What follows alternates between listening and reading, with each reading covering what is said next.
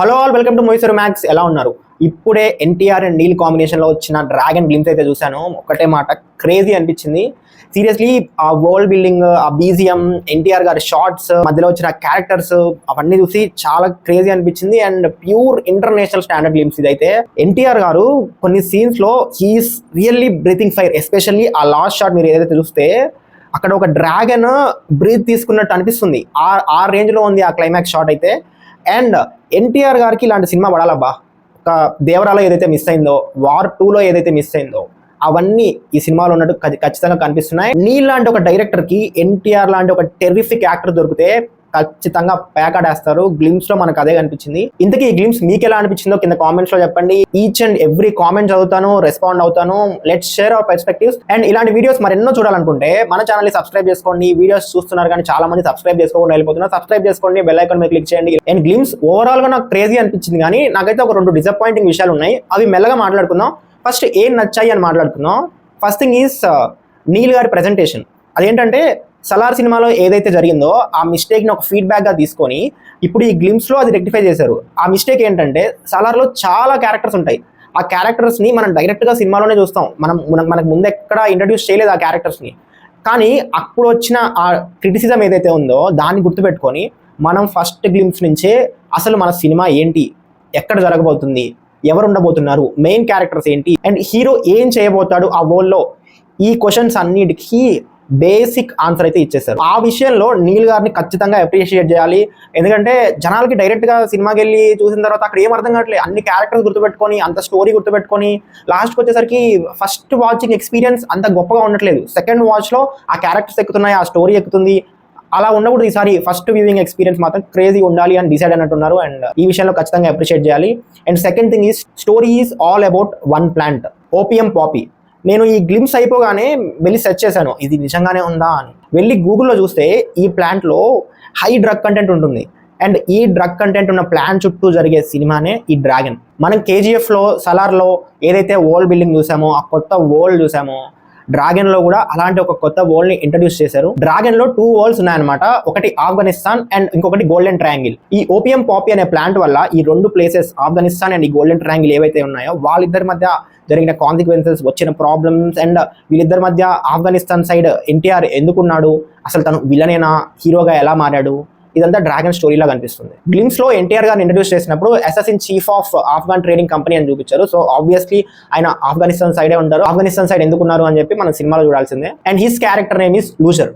ఈ లూజర్ అనేది కొంచెం డిఫరెంట్ గా అనిపించింది. అండ్ ఈ సీడెడ్ ఫ్యాన్స్ కి, ఎన్టీఆర్ గారి మ్యాథ్స్ ఫ్యాన్స్ ఉంటారు చూసావా, ఈ క్యారెక్టర్ నేమ్స్ అని చాలా కన్ఫ్యూజింగ్ గా ఉంటాయి. నాకే 2-3 సార్లు చూస్తే కానీ ఎక్కలేదు ప్రాపర్ గా గుర్తుపెట్టుకోవడానికి. ఇప్పుడు కూడా అన్ని క్యారెక్టర్ నేమ్స్ ఏం పెద్దగా గుర్తులేవు. ఎన్టీఆర్ క్యారెక్టర్ నేమ్ వచ్చేసి లూజర్ అనమాట. ఏంటి లూజర్ అనేది డిఫరెంట్ గా ఉంది వర్డ్ అని చెప్పి వెళ్ళి క్రోమ్లో సెర్చ్ చేశాను. క్రోమ్లో సెర్చ్ చేస్తే లూజర్ అనేది ఒక ట్రేడ్ మార్క్ పిస్టల్కి ఉన్న నేమ్. జర్మనీలో తయారు చేసే పిస్టల్స్కి లూజర్ అనే ఒక ట్రేడ్ మార్క్ కంపెనీ నేమ్ అది. మరి ఎన్టీఆర్ కి ఆ లూజర్ అనే నేమ్ ఎందుకు పెట్టారో, దాని డీటెయిలింగ్ ఏంటో అప్కమింగ్ ప్రమోషనల్ మెటీరియల్స్ మనకు తెలుస్తుంది. అండ్ ఇంకొక ఇంట్రెస్టింగ్ థింగ్ ఏంటంటే మనకి ఎన్టీఆర్ లూజర్ అని చెప్పి ఇంట్రడ్యూస్ చేశారు. అది ఇంట్రడ్యూస్ చేసిన తర్వాత NTR in and as dragon అని పడింది. అంటే దీంట్లో డ్వెల్ రోల్ ఉండబోతుందా అనేది ఇంకొక డౌట్ క్రియేట్ చేసి. ఎందుకంటే ఇన్ అండ్ యాజ్ అని మనం ఎప్పుడు యూస్ చేస్తాము, ఆ character name and movie title 2 same ఉన్నప్పుడు ఇన్ అండ్ యాజ్ అని యూస్ చేస్తాము. కానీ ఇక్కడ ఎన్టీఆర్ ని లూజర్ అనే నేమ్ తో ఇంట్రడ్యూస్ చేసి మళ్ళీ తర్వాత NTR in and as dragon అని చూపించడంతో సో మేబీ ఉండొచ్చు. అండ్ ఇవి నాకు నచ్చిన డీటెయిల్స్, నచ్చిన థింగ్స్ ఈ గ్లిమ్స్ లో. అండ్ ఇప్పుడు నచ్చని విషయాల గురించి మాట్లాడుకుంటే మీరు కరెక్ట్గా గమనిస్తే ఫస్ట్ 1 minute 5 seconds కంప్లీట్గా ఏ విజువల్స్ వాడేస్తారు. నాకు నీల్ మీద చాలా రెస్పెక్ట్ ఉందబ్బా. ఎందుకంటే ఆయన సినిమాల్లో నేను ఏ విజువల్స్ ఇంతవరకు చూడలేదు. ఆయన స్టోరీ టెల్లింగ్ని కానీ, వరల్డ్ బిల్డింగ్ని కానీ, ఈ టెక్నికాలిటీస్ని కానీ చాలా కేర్ తీసుకొని చేస్తారు. అలాంటి ఆయన ఈ ఏఐ విజువల్స్ యూజ్ చేయడం, చాలా ఈజీతో ఆ ఫస్ట్ 1 minute చూపించడం అనేది నాకు నచ్చలేదు. ఓకే, నాకు అర్థమైంది ఇది గ్లిమ్స్ వరకే ఉంటుంది, గ్లిమ్స్లో చూపించాలి అనుకున్నారు, మళ్ళీ అవన్నీ షూట్ చేయడం పెద్ద ప్రొడక్షన్ కాస్ట్ అవుతుంది. కానీ బట్ ఆ కొంచెం ఎక్స్ట్రా ఎఫర్ట్ పెట్టి ఉండాల్సింది. మీరు అనొచ్చు వారణాసిలో కూడా అంతే కదా బ్రో అని. కానీ వారణాసిలో అలా కాదు. వారణాసిలో ఈచ్ అండ్ ఎవ్రీ ఫ్రేమ్ వాళ్ళు జనరేట్ చేశారు, వాళ్ళు విఎఫ్ఎక్స్ చేశారు. కానీ ఈ గ్లిమ్స్లో ఆ న్యాచురాలిటీ అనేది మిస్ అయిపోయి క్లియర్గా అర్థమైపోతుంది ఆ ఏఐ విజువల్స్ అని.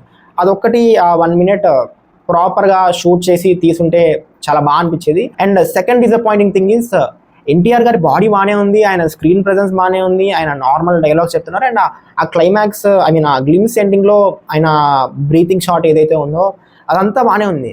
కాకపోతే ఈ మధ్యలో ఆయన ఇంట్రడక్షన్ సీన్లో ఆయన స్పెట్స్ పెట్టుకొని నించున్నప్పుడు ఆయన చాలా లీన్గా ఉన్నారు కదా, ఆ లీన్ బాడీకి ఆ లాంగ్ బియర్డ్ కొంచెం ఆడ్గా అనిపించింది. జస్ట్ ఇమాజిన్ అదే లుక్లో ఆయన కొంచెం థిన్ బియర్డ్లో కొంచెం షార్ట్ బియర్డ్లో ఉంటే టెరిఫిక్ ఉండేది ఆయన చూడ్డానికి. కానీ అదంతా ఆ లాంగ్ బియర్డ్ ఉండడం వల్ల ఆ షార్ట్ కొంచెం వియర్డ్గా కనిపిస్తుంది. మరి మీ అందరికి ఎలా అనిపించిందో తెలియదు, కానీ నాకు కొంచెం వియర్డ్గానే అనిపించింది. దట్స్ ఓకే, మళ్ళీ దానికి ఆ బియర్డ్కి సినిమాలో ఏదైనా డీటెయిలింగ్ ఉండొచ్చు, ఎందుకంటే డైరెక్టర్ అంత ఈజీగా అప్రూవ్ చేయరు కదా, ఆయనకి ఫస్ట్ అనిపిస్తుంది కదా, మనందరికంటే ముందు చూసింది ఆయనే కదా. సో దానికి కూడా ఏదో ఒకటి చెప్తారు. అది గాయస్ డ్రాగన్ గ్లిమ్స్ అయితే నాకు తెగ నచ్చేసింది. ఒక కొత్త వరల్డ్ 1947 దగ్గర జరిగే స్టోరీ. ఈసారి ఆయన ప్రీవియస్ మూవీస్లో ఉన్న క్యారెక్టర్స్ కంటే ఒక 10-15 క్యారెక్టర్స్ ఎక్కువే ఉండబోతున్నాయి, ఎక్కువ యాక్షనే ఉండబోతుంది, ఎక్కువ వరల్డ్ బిల్డింగే ఉండబోతుంది. And this is an universal story కాబట్టి ఇంటర్నేషనల్ స్టాండర్డ్స్లోనే ఇప్పుడు గ్లిమ్స్ ఎలా అయితే ఉందో సినిమా కూడా అదే లెవెల్లో ఉండాలి అని కోరుకుందాం. మీకు ఎలా అనిపించిందో కింద కామెంట్స్లో చెప్పండి. మళ్ళీ నెక్స్ట్ వీడియో కలుద్దాం. Until then signing off, team movies for max.